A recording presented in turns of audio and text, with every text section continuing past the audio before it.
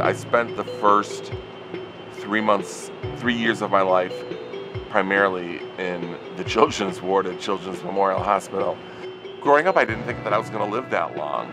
80–90% of the hemophiliacs my age have passed away from HIV or hepatitis C, so there's not a lot of us around. But I think because I grew up with hemophilia and you're sick so much, you kind of learn to make hay while the sun shines. You know, when I'm feeling well enough, I just try to enjoy life.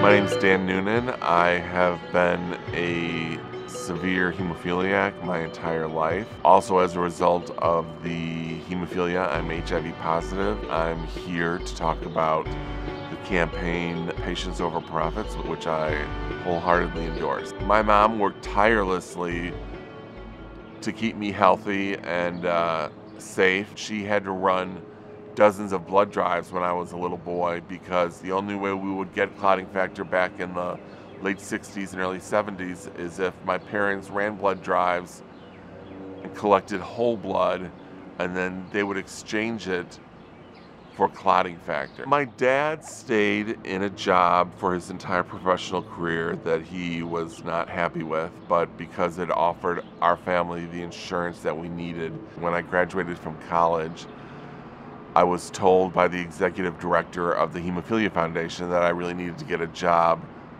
that would give me great health insurance. I couldn't just pursue whatever I wanted to as a profession. I had to either work for the government or work for a company with an enormous worker population so my costs could be absorbed and I wouldn't stick out or stand out. I met my wife at college when we were doing a play together. It was the musical Chicago, and she was the lead, Roxy Hart, and I was Sergeant Fogarty. I never thought about getting married or having children. I didn't think it was a possibility. I couldn't imagine a woman who would want to be with me because I was HIV positive. I mean, there was the risk of transmission, the possible short lifespan. I just didn't think it was going to happen. Having children was a whole other odyssey and journey.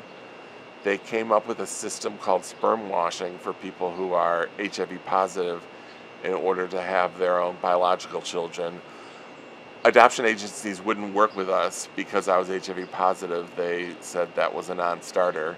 So we did in vitro, and now we have 3 teenage boys. Nothing like this I ever imagined for myself. I never thought any of this would be possible. I kind of backed into it.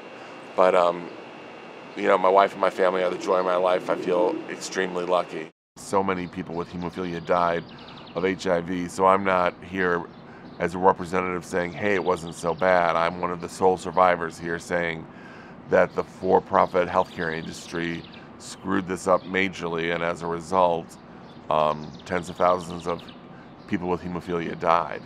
All the stress and compromises that I've had in my life as a result of healthcare, I just feel like I want to erase that for as many people as I possibly can.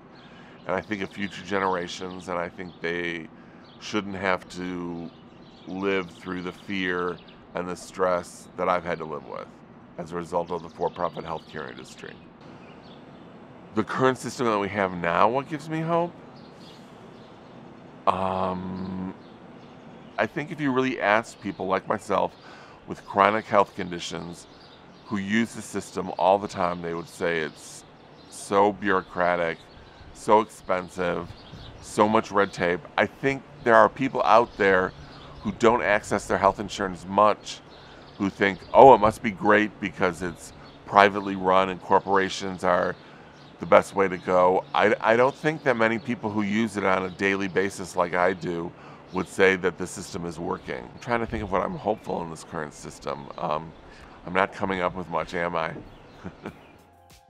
I think it's a moral issue. I think it's a human rights issue. I just think that no matter where you were born, into what family circumstance, if you live in the wealthiest country in the world, you should have access to good, quality, affordable health care. Hi, my name is Dan Noonan, and I am here to urge Senator Duckworth and Senator Durbin to support Patients Over Profits and to take the pledge that they will not accept money from the healthcare industry